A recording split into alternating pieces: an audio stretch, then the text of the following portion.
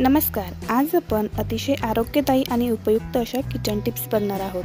Number 1. सकाळचा नाश्ता वेळेवर न केल्याने शरीरावर अतिरिक्त वजन वाढते, त्यामुळे नाश्ता वेळेवर करा. नंबर 2. फ्रीजमध्ये वास येऊ नये म्हणून एका छोट्या कपड्यात 2 ते 3 चमचे बेकिंग सोडा बांधा आणि ती पोटली फ्रीजमध्ये ठेवा. यामुळे फ्रीजमध्ये अजिबात वास येणार नाही. नंबर 3. किचन सिंकमध्ये थोडा बेकिंग सोडा आणि व्हिनेगर टाकून 15 मिनिटं ठेवा आणि नंतर गरम पाण्याने धुवून काढा. किचन सिंक नेहमी स्वच्छ राहील. नंबर 4. त्रिफळा चूर्ण रोज रात्री कोमट पाण्यासोबत घेतल्याने केस गळती थांबते. नंबर 5. दुधावरची साय फेटून चेहऱ्यावर लावल्यास त्वचा मुलायम होते, त्याचबरोबर त्वचेचा रंग देखील उजळतो. नंबर 6.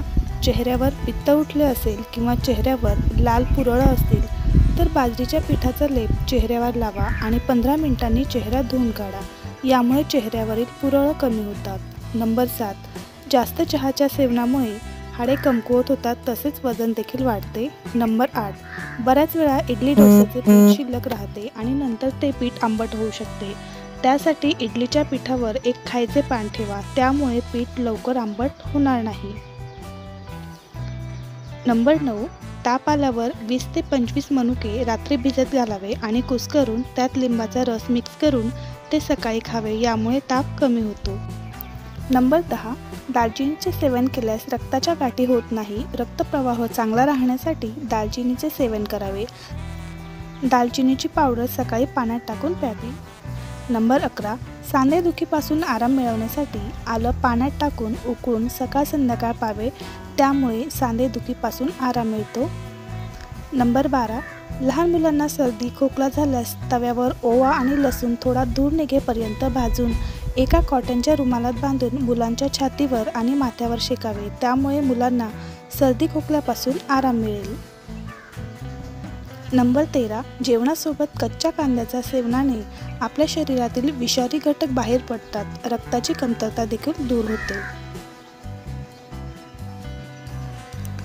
नंबर 14. तिळाचे तेल केसांना लावल्यास केसांची गळती पूर्णपणे थांबते, तसेच केसांची वाढ देखील चांगली होते. नंबर 15. लोण्यापासून तूप बनवताना ते होत आल्यावर त्यामध्ये एक विड्याचं पान किंवा मग चिमूटभर मीठ घालावे.